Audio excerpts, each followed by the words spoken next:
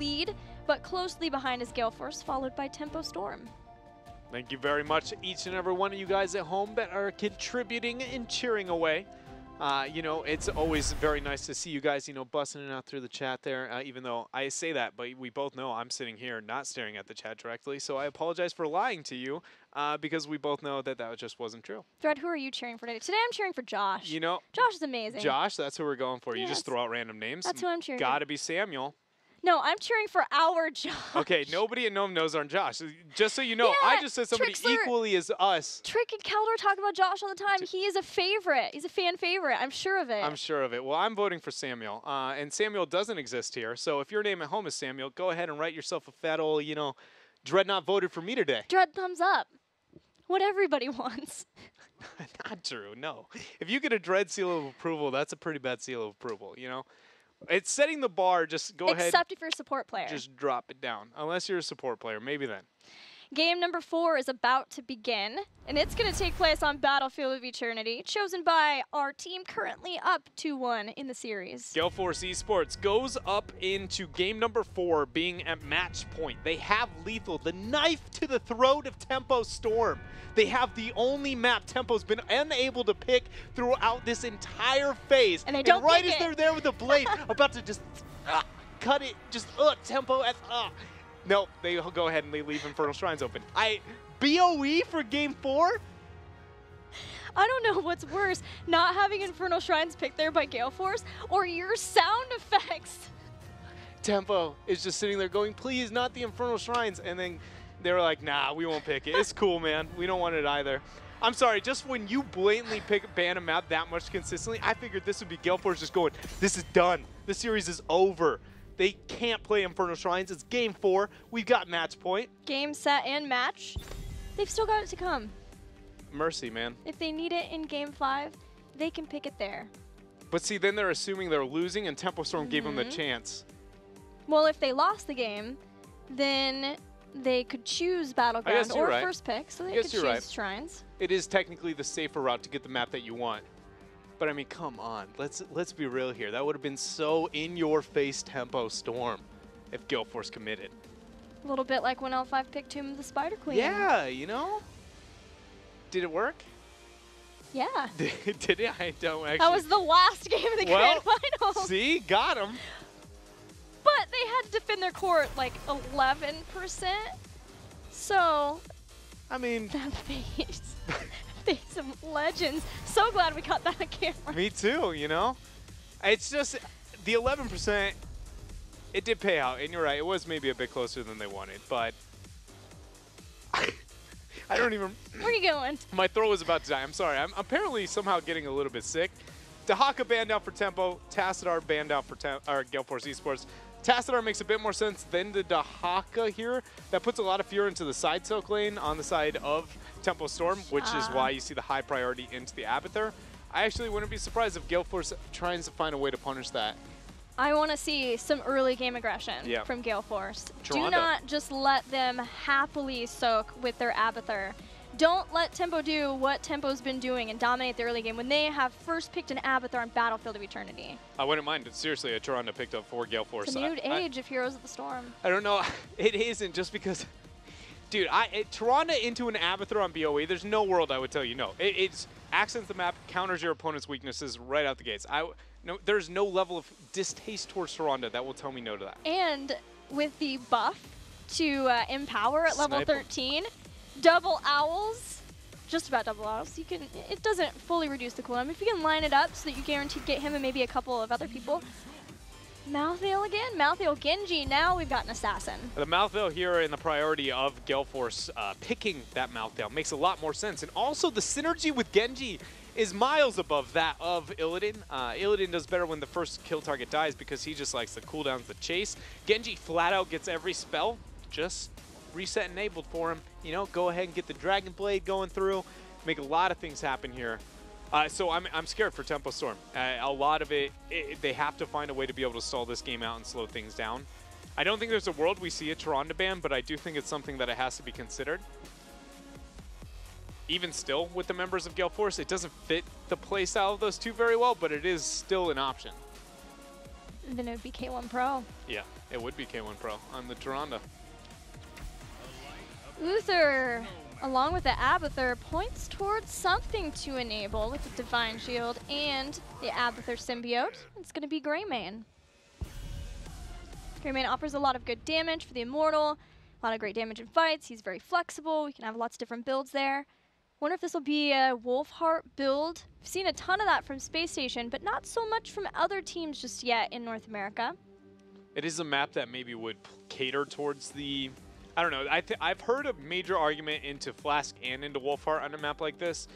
Just because Flask, you have such a long time to hang out that it's like you're going to get value out of the poke, but also you don't hang around sieging very often, so like your ability to hit 7, then get the quest completed, get the CDR, there's trade-offs in both avenues. I personally like the Wolfheart, and with an Abathur comp, I hope to maybe see that here from Tempo. The biggest thing I was looking towards is Lunara for Gale Force eSports, if that is something that they feel like they have to remove, because with the Abathur, the kill potential and all AoE damage that it has into the members of Gale Force, it just enables and races pretty effectively.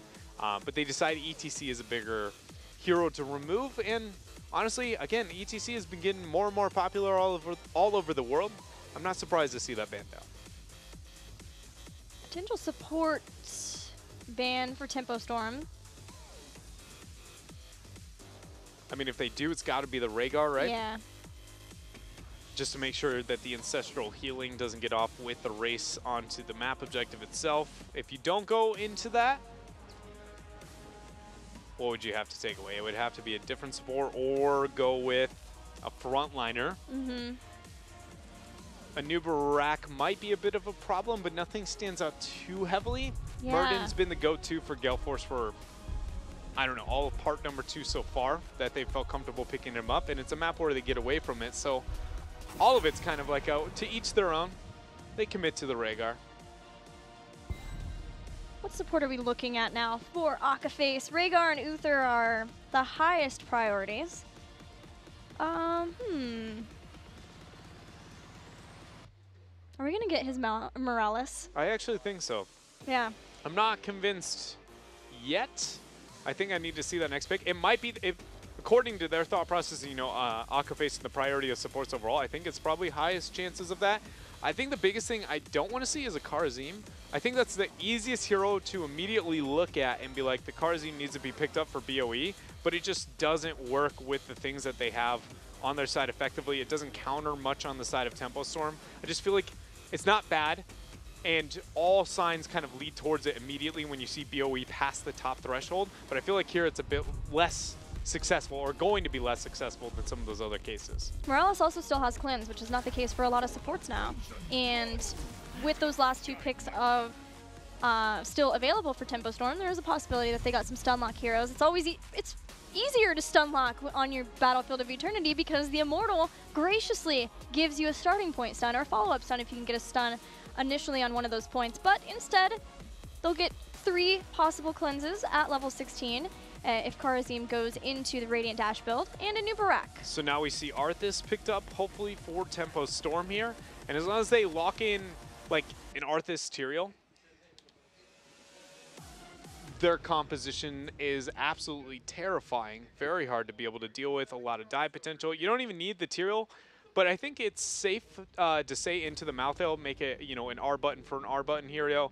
You also need a little bit more mobility and initiation coming out from your 4-man while Abathur is focusing onto his side soak. So I do think the Arthas is a 100% in this rotation for them. Zeratol, not a hero I expected, in the Murden. So they go away from the Arthas. Zeratol. With the Zeratol? I mean, I'll say it again. Is it Gale Force eSports versus Tempo Storm or Gale Force eSports versus Roll20?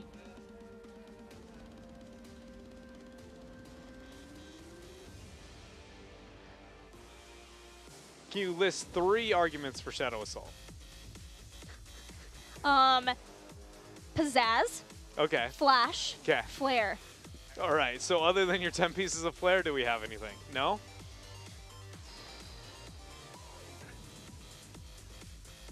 I just figured I'd ask because I'm really struggling with the Zeratul. Adrenal Overload gives you bonus attack speed on top of the attack speed that you already get from Zeratul, and your basic attacks give you that charge. And then Divine Shield, just Death Ball on top of a target. The Tyrael picked on the other side of the table.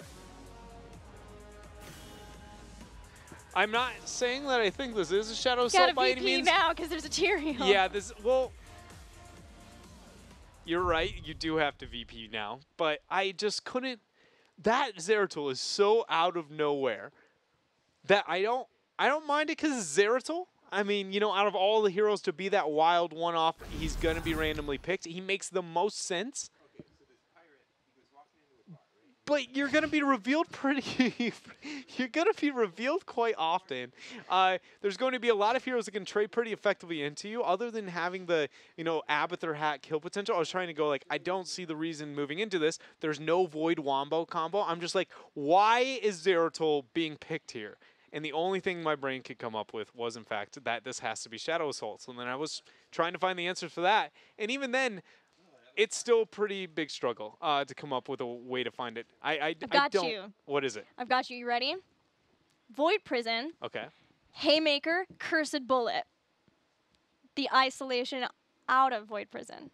That's got to be what it is. MVP Black style. You're totally correct in the fact that that is a sequence of spells that can happen in this game that would benefit the team. That's going to happen. Yeah, that's what I thought. Yeah, no, see, you're totally right in the fact that those, but if those all happen, I would just be like, why did we need to pick Zeratul? I don't know if anybody knew this, but it's like there's like any other zoning tool could have done that. Like, do we need it to be the Zeratul 500 or 100-second cooldown? I thought you were saying Zeratul 500 for some reason, like new and improved, I guess. Let's get into game number 4 between Gale Force and Tempo. We'll see if Tempo can tie us up with their Zeratul pick and take us to game number 5. I feel like a Wall Street like salesman, you know, with the Zeratul 500. Yeah. Be like, invest your memes now. It's a bull market here for Tempo Storm, you know? Can you do an auctioneer voice? Oh yeah, Zeratul 500. We got. I can't do it very well. I want to say yes, but then I realize that that means at some point I'm going to have to do it immediately after. So we're going to leave that as a flat no for now. I don't think I can. I'm disappointed. That's Kaldor. He's way better at being a rap god. That's true. How embarrassing is it that it's his second language, he can still rap better than us? We gotta work on that. I mean, we gotta, you know, somebody. We gotta step it up. My goodness, this is just embarrassing. Here we go into game number 4, and Gale Force eSports sitting pretty at 2-1 over Tempo Storm. One final game, one final win to ensure that they continue to sit atop the standings of North America. Tempo Storm, it would be fairly devastating. Although maybe they could chalk things up to not recognizing the Roll20 Garrosh compositions and how strong it was going to be for the Roll20 playstyle. Still having started off part 2 with 2 losses to closely skilled opponents would be a difficult way to kick off the part that solidifies where you are going to be as we hit playoffs for our HGC finals at BlizzCon. You can feel the tensity of this game. Look at how little, in terms of transitions of both these teams, not moving anywhere, not being willing to risk anything. Cattle is going to be caught out here on bottom. Heals coming out from June, though. No reset available there for Fan. So we're going to go ahead and have ourselves the Immortals coming online in the next 30 seconds. So that wasn't timed proper enough to be able to zone off them. I thought for a minute there Vic Raymain might be back, that Gale Force would get the upper hand. Tempo Storm and how they play these Immortals, I feel like the Zeratul pickup put a lot of pressure here for Psalm. That being said, Psalm, I feel like, is playing out of his mind today. So agreed. I'm looking forward to seeing what they can make happen here. I just feel like there has to be a world where, you know, we just pan over and there's a Zeratul sitting there with an Abathur hat and a dead body on the ground, like quite often throughout this game. Seems correct. Protoss versus Zerg. I like Protoss. I played Protoss, so I like that assessment. Tempo Storm, actually Gale Force with the Malthael did not take on a Pale Horse this time. We have seen it a lot on Battlefield of Eternity to give that extra movement speed when mounted as a way of making fast rotations between lane, clearing that out, and then running up to apply Reaper's Mark. But I love the positioning of Tempo Storm. They know that Michael Udall in this position wants to be moving up and throwing out his Death Shroud to apply Reaper's Mark to where their Immortal is. But Mike, also realizing that so many members of Tempo Storm are out of vision, does not take the bait. Cattle gets himself a hat on bottom. The Zeratul is going to, at the later stages of this game, get a lot of side soak, essentially act as a pseudo-global to a certain extent. Malthael is a pretty high-risk hero to be in that role, but Tyrael is not nearly as risky, and I think Gale Force is going to be forced into a situation where Tyrael is going to have to be that side soaker, purely off of mobility and survivability alone. And it'll be interesting to see whether or not Gale Force agrees and if they identify it fast enough to make that transition outward, or if Tempo will be okay with this. Because if the forts open up, once the forts go down, Tempo gets a huge advantage in this game. It's almost the Zagara Braxis holdout problem. Once they find a structural lead for the first layer of, forts, it's going to be a big deal for them in this game as the initiation is going to happen. Going in onto Psalm, teleports away, but Akaface wants himself the kill. He throws down the totem, unable to get himself a second radiant dash, but Fury is the focus here. Tempo Storm gets the dwarf, tossed right away, and there's hyper focus now onto the Immortal, but Uther caught off on the side, ends up going down, giving Gale Force a pretty significant lead. Excellent disengage, but Cattle was still trying to slow down K1 Pro and Fan if he could, so that Tempo Storm could get back into the fight and catch somebody on the retreat. They've done just that, finding Michael Udall and bringing down Malthael, a 1-for-1 in exchanges. But in being able to get the later kill, Tempo Storm now has Uther back up, and they are moving back in to do what damage they can to Gale Force's eSports Immortal before all of GFE can step back into the fray. They're going to go ahead and get that damage and attempts to deal with this race overall.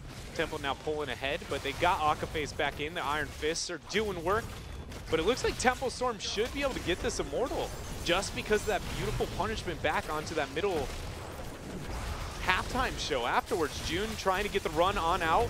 Fan goes in with that swift strike. They get the kill, no reset. But that was Tempo Storm willing to sacrifice the Uther purely so they could ensure that this Immortal would go into their favor. And to be honest, I think that's the safer route for them. Maybe not the most optimal when looking at, is this the best, getting the most out of your situation, but it purely is removing the biggest disadvantage, the windows where Gale Force can pull the most ahead in this game when they have an Abathur. Yeah, Mike and the rest of Gale Force dove really far in for that kill, and Gale Force has lost their Genji, but do take out Zeratul, K1, and King Caffeine. Thinking about following Fury, trying to flank him in, but in fact, Cattle and June, Cattle with the symbiote of Abathur were able to take out a Nubarak. This is a bloodbath for Battlefield of Eternity, but it's favoring Tempo Storm. Huge victory down for Tempo Storm here in the bottom lane. That damage onto that fort is something that Gale Force is going to wish that they hadn't let go over. They don't have the mule. That is Tempo Storm with that. And if they get those forts again, Abathur should be a lot more effective onto this map. The Zeratul getting the side soak should really stand out here and suddenly make Gale Force a lot more responsive to the members of Tempo Storm. Talking about responding, they did on this bottom camp, but Tempo just backed away, accepted the loss here. They're going to go ahead and restore some of their HP, realizing that this camp at best gains a front wall. No change up in Zeratul build, so sadly I don't think we're going to have Shadow Assault today. Don't shut me down yet, okay? We still have a 10 available. I mean, I don't know. I don't even know if there would be any major build change-ups. Since his rework, I don't know either. To have Shadow Assault. But nice Vorpal use from Psalm. Yeah. Unable to get the kill, though. Fan also gets the dash back. Now it's just K1 Pro falling fairly low.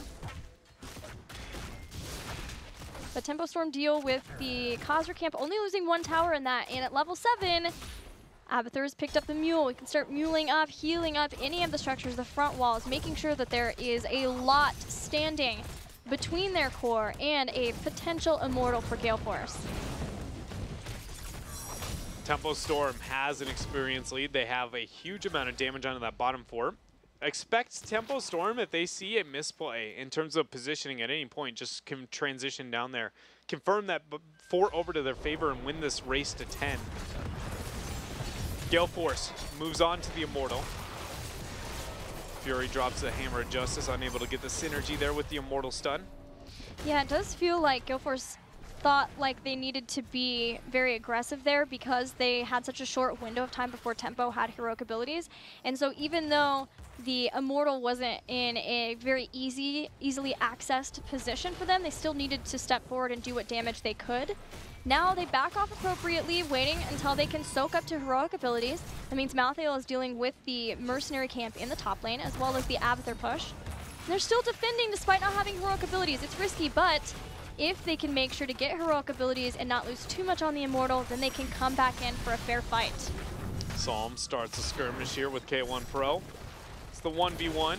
Hold on a minute here. The new Barak is going to head and get the Cocoon onto the Uther. Cattle falling very, very low. Fan gets a reset. Whoa. Gets another brilliant one there up onto that Zeratul. And this is 2 men down. Gale Force eats a full 5-man Divine Storm, but it doesn't matter.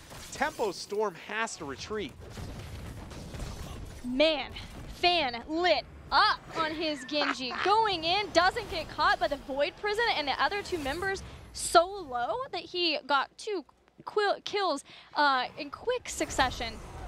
Giving a little bit more time to try to bring down the Immortal, but the health bars, the respawn timers are still really short for Tempo Storm. So they're going to have Zeratul, they'll have Cottonlick back soon. It's just a matter of Caterpillar playing that Greymane. It's just a matter of knowing now that Divine Storm and Void Prison, they're on cooldown. Psalm already burned his teleport, and that is going to be a heavy amount of punishment going on to him as he is going to fall down. Cattle out a bit too far. Mikey Doll is going to be there to punish. The clone quickly falls after, and now this is going to be a reveal of the Cocoon. A lot of damage onto a very shielded Immortal. Fury not making it out very far. Actually, Avatar bought a bit of time. He has an Abathur hat, and he's got June. So he lives. I mean, silver linings, but we have to remember that they're going to be down Avatar for 80 seconds. Right. So it was enough of a win just to hurry up and get the Immortal as fast as Gale Force possibly could so that they could start pushing along with that. This is a pretty well-shielded Immortal for Gale Force eSports.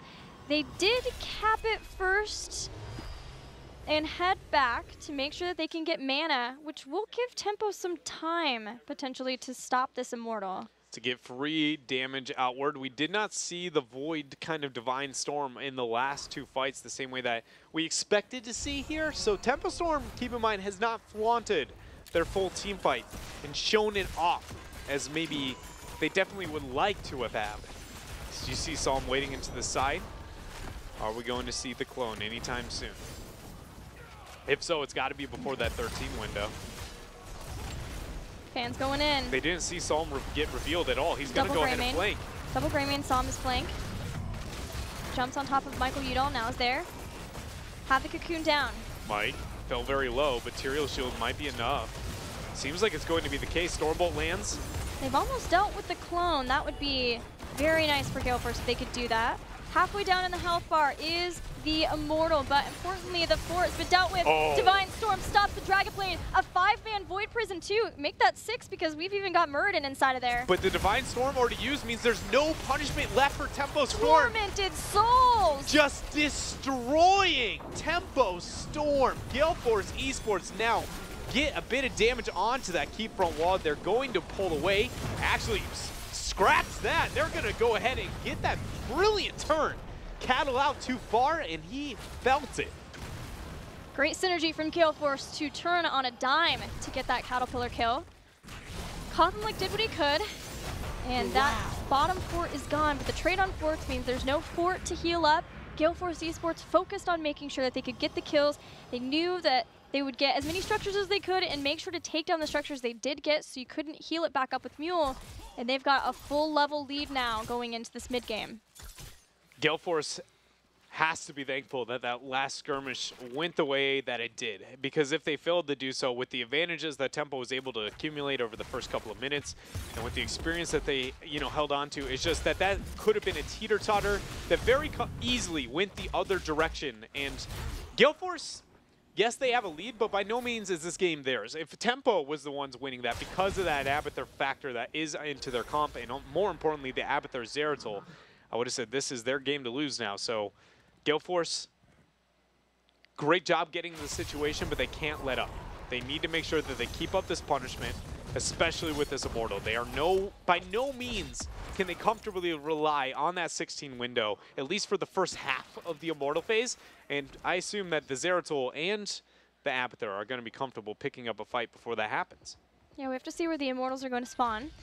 But both teams holding off as long as possible on getting their Shaman camps to ensure the maximum amount of pushing power for those camps, as well as the heroes who will be escorting them along. Malthus is going to start making his way closer to the top lane, potentially, as that camp will need to be dealt with. Same for Tempo, but Tempo are getting on the Immortal point. Shaman Cam up on top. Might be something that Gale Force wants to deal with. The Cursed Bullet thrown out. Pan stunned out. The palm, he gets dropped. It does not get procced at all, though. He gets voided. So the members of Gale Force locked onto the side as Cap is trying to get his retreat away. Vorpal not even necessary. Two members of Gale Force are gone. Akave's trying to slow down, but because Dragon Blade came out and Genji was so low and the Void Prison was able to stop him, and then King Caffeine was zoned away from the Void, Tempo Storm got the two, only losing Caterpillar and that Greymane in the process. It is still Greymane, one of the best damage dealers for the Immortal. Gale Force getting into defensive position, and Malthael goes back into the lane. Zeratul spotted him out. He's got the Shaman there. Immediately Tempo Storm making the rotation. Malthael is very far forward, and there's a lot of stuns coming for him. Everybody's trying to make it happen here. June's looking to join in on the fun, unable to make it into stun range. So the members of Gale Force are able to kite away as that mule ticking away onto that bottom fort. The Immortals themselves, though, very little damage has been put onto those as the experience sits at almost perfectly even between these teams. It is dead even and everyone is back. Void Prison still needs 35-ish seconds, same with Tormented Souls. Even Dragon Blade, a lot of these heroic abilities, these long cooldown abilities, forcing teams to play a little more passively, especially since everyone wants to get the jump, the edge on having 16 ahead of their opponents. Just moving back and forth between lanes, soaking. Cursed Bullet goes out, but it's a low cooldown and come back in. Gale Force is ready to strike, jumps on top of Caterpillar. He used the swipe to get away, but the stun from Anubarak is enough to catch him, and they'll turn back on June. June finds himself out of this cocoon in a bad position. Divine Storm is available. He's going to go ahead and use it here, but I don't think it's going to keep him alive. No. June ends up falling here. Tempo Storm miles away from the 16 window. The Gale Force has locked in after these last two picks. And now it's all about this Immortal. How much can actually happen? The halftime show is still up, which Tempo Storm's got to be thankful for. A couple of seconds cut off of those death timers. Psalm's been caught, but K1 and Calf. Oh man, the stagger deaths begin. Is this the beginning of the end of the series for Tempo Storm? I don't know, but it's feeling like it. It is just falling apart. These staggered deaths need to be avoided because now without Zeratul for 20 seconds, there's no even risk of defending this whatsoever on the side of Tempo Storm. So they are going to have to be able to tank themselves around a 65, 66% shielded Immortal. Look at Cap, even drops the cocoon. This is now June has to move up. Remind, there is no Divine Shield. So Fury, he gets a cleanse. He has got Dwarf Toss, and that's all the escapes. The Holy Ground! Avatar's there. Caterpillar throws out Cursed Bullet. Fan from the side with his Dragon Blade, and with the Tormented Souls, there's no way they could stay alive. June hits a double stun though, and does the impossible, keeping Fan alive as he Cyber Agility's out. Tempo Storm though has still lost Uther. They've lost Greymane. They're still trying to bring the fight, if they can, to Gale Force. Love that Holy Ground use there from K1 Pro, even splitting after the Void Prison drops to make sure that there is no aggression coming from Tempo Storm. It's all coming from Gale Force as this is backed with a still half health, half shielded for that matter, Immortal. This is very likely going to be the keep, and we're still 75 seconds away from a Void coming back for Tempo. Loved the clone on Uther, trying to make sure that there could still be a support for Tempo Storm. Fury, with no fear, gets into the line of Gale Force, wreaking havoc. Enough for a cocoon. but all Gale Force wants is to ensure that a keep goes down. There's no possibility of healing it up with Mule. They are perfectly fine with walking away knowing that they just got a massive advantage in what may very well be the last game of this series. 2 levels separate these two teams now. In Tempo Storm, they're getting desperate, which is why the transition out onto the map so aggressively in the way that they are now. Because bottom being pushed out, normally you'd see a team stay there and get the soak in the long run, try and pressure out the waves for the later stages of this game, but Tempo can't wait any longer. They need to be able to get a fight with that pre-20 mark. I wish they would use Psalm a little bit better with scouting off into the side here, knowing the high mobility that he has in general. And look at Gale Force, they're pretty aware that the members of Tempo are somewhere sharking around, and they don't want to be able to stand around there. So top 4 eventually goes down for Tempo. But this aggression that they're displaying has to keep up until the 20 windows hit by Gale Force, or it is the end of the game. Capping the camp shows that Gale Force eSports, some of them at least, were at the Shama camp. But good anchoring from King Caffeine shows that Tempo Storm were there. Fury jumps in. Holy Ground separates him from the side. Psalm goes in, but leaks back out. Psalm is yet to drop the Void Prison.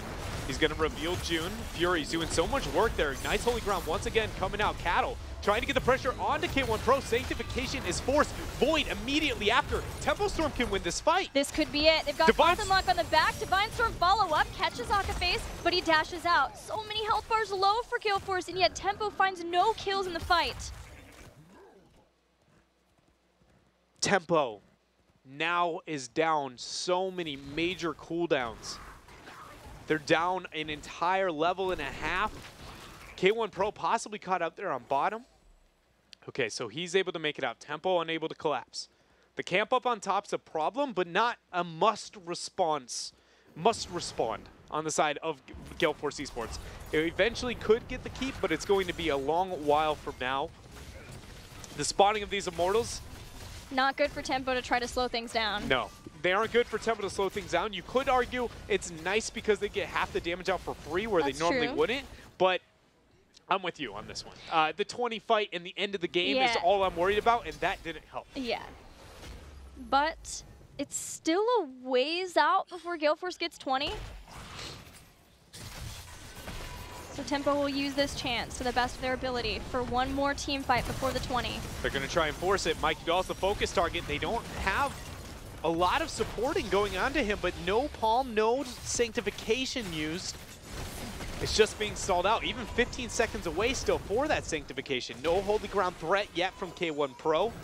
That catapult building up on bottom with some of the other minions. Eventually somebody's got to respond as you see the Mule restoring the HP of Tempo Storm's core to 100%.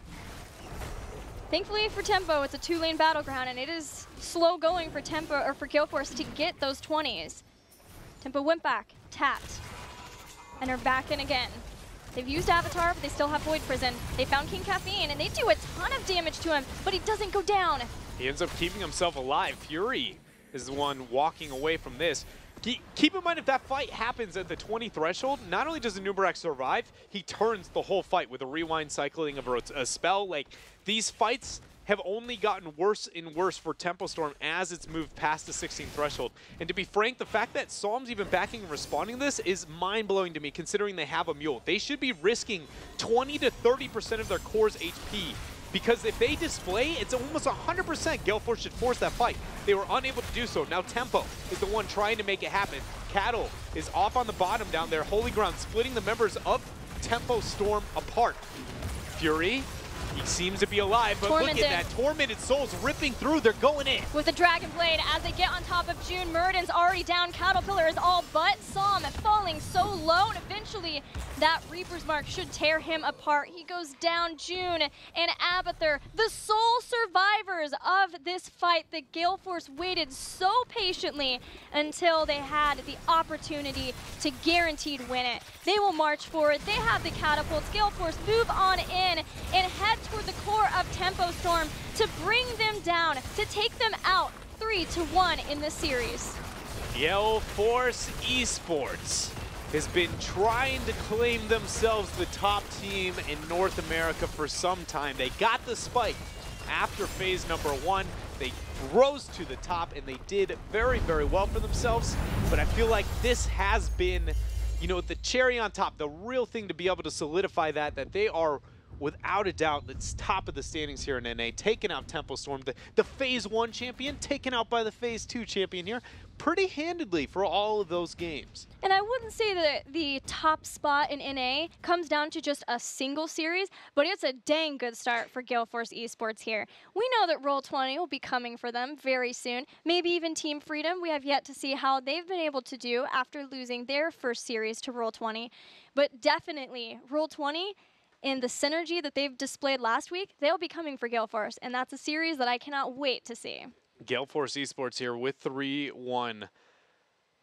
It just is another case of, you know, that series was not the way that I expected to play out. I do think that the results were a bit more predictable, I feel like, overall. But again, how we got to that end case. Normally it's the results and how you're just both like, you know, this is not what I would assume. But at the end of the day here, Gale Force, I feel like they displayed that the consistency was a talking point at the, you know, the interviews for both of these teams, and I feel like it was shown.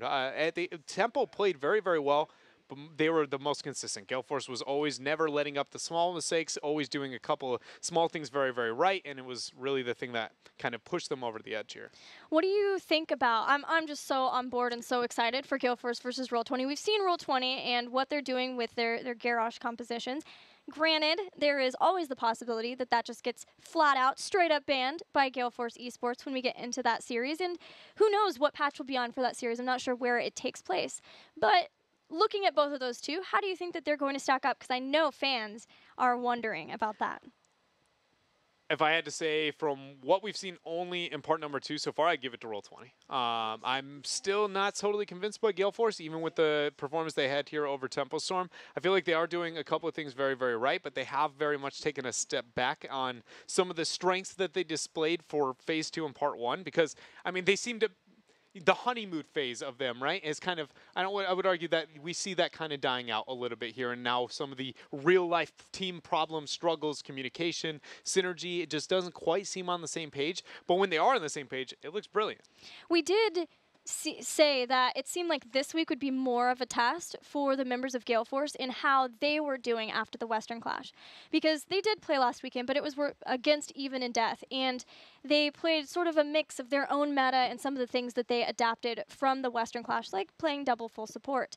But it's good to see that Tempo Storm has been able to bounce back given that loss. We wonder about the mentality and how going to an event affects all of the teams. I even talked to Fan about it and asked him why it is that we see so many teams go to these events and then immediately come back and suffer within their own regions. And he said, burnout is definitely a possibility because you are spending so much time preparing for every single team that you go up against in the region, but also you just don't get as much time on the new patches as other teams are allowed to get. Yeah, the new patches has got to be a huge, huge tool. I mean, I can tell you from my competing days, there were specific teams that I would not think twice about unless it was on a new patch. Specifically, I don't even... Murloc Geniuses, yeah, right? Yeah, Murloc Geniuses, the first iteration of them mainly was like the Zeveron era, like whatever was going on with them there. If you played that team on a new patch, they were just like, they are going to learn. Specifically, I think it was the Butcher patch. They just smashed everybody with Butcher. And it was just they figured out the hero, they play it, and then they were like, well, we're going to be able to perform this better than everybody else, kind of like Roll20 did last week. And suddenly everybody's going like, well, you have to be able to deal with that. And so I think it's a really huge tool, and it makes a lot of sense, you know, that be a factor that comes online here. Well, let's check in now with Fan from Gale Force eSports, getting that victory over Tempo Storm's got to feel pretty good, right, Fan? Yeah, definitely felt really good. I was a bit nervous going into the match because, you know, second half, we haven't really played any top 4 teams, so it's going to be really interesting to see how we stacked up, but really glad we got that victory. Fan, we saw a lot of patient play from both sides. We saw some really long games between the two of you guys. Is that just the respect that both of you teams have for each other, since we know that you guys scrim a lot? Do you think that's indicative of the current meta and where things are going with the new patch? Can you give us some insight into that? I think it's kind of just how it goes with the drafts. Like, as for us, at least as soon as we see an opening, like, we will go in. But you know, there's a little bit of the NA thing where we have to like coordinate between everyone, like is everyone ready kind of thing. So I think it's more just how the drafts went and whether or not we could find openings. I think both teams didn't give that many openings, but probably a little bit of indecisiveness that is kind of a NA as well. Okay, well, thank you for being honest. I appreciate it. I'll send you to Dread. I've got to ask a little bit more about this NA thing now. Are you trying to claim that we have a ready check before every initiation in comms? Oh no, not really. I mean, but most of the top teams, I imagine, it's just after I was like an analyst at Midseason Brawl and I was like sitting in Dignitas's comms and stuff, like I realized that, you know, like the other regions are a lot more, they're a lot better at making sure everyone knows what's going on, especially when starting an engage. So we've been getting better at it as well. I think by BlizzCon we're gonna be in shape to challenge any of the other regions. But you know, it's just I don't know. As a region as a whole, I think NA has slightly lower levels of synergy. Just that's what it is. Have you, or any of the teams you've ever played on in the past, kind of maybe made a play, if you will, you know, the way to make your communication a bit more efficient and been like, you know, like we're going to run whatever you name that play there specifically, and that means like a certain rotation. Have you guys ever thought about going in that direction to try and make up for it, or it's just kind of been like over time trying to get better at just the efficiency? Well, I was really just touching upon that one aspect where it's like, you know, why were the fights slow, right? For us, as soon as we see an opening, we will go in. It's just you have to make sure everyone is ready. So it's just typical that one aspect. Of course, we still touch on all the other aspects. Like we you know, we want to focus on macro game. We want to focus on all these other things. I was just touching on that one aspect because of what Gilly said. All right. Well, thank you very much, fam. Fan, before I have you give shoutouts, one last question. We had you guys as the first series that we're seeing in North America on the new Garrosh balance patch. Is there any lessons that you guys maybe learned throughout your series as it developed against Tempo Storm for maybe good heroes that you thought maybe were overpowered, anything like that? I'm a little bit surprised that Garrosh didn't see that much play in our set. I'm sure Calf is disappointed that he didn't get to play it. You know, he's a really good Garrosh as well. Yeah. So I don't know. I think overall the meta is shifting a lot. You didn't see a lot of Oreo double heal, for example. I think this patch changed a lot of things, like nerfing Oreo double heal, which was like first pick, first ban for everyone throughout the entire world, and nerfing Uther, by far the best healer, and just stuff like that. Like it changes the whole meta, even though it's like two heroes that were effectively nerfed. Yeah. The fact that they nerfed like the strongest ones, just everything's different now. So I think we're going to be in a period where people are going to be playing different things for a little bit until meta settles down again. Yeah, I'm really excited to see how it develops throughout the weekend. Well, thank you very much, Fan. Congratulations again for your victory over Tempo Storm. And you're done for the weekend, so I'll let you give shout-outs to your fans, to your org, all of that. Yeah, definitely. So a shout out first to all of our wonderful sponsors here. We actually got some new ones as well. So shout outs to NVIDIA Ballistics. We recently got them. They're awesome. You should check them out. Gunners, make sure to get yourself a pair. Meta Threats and Twitch.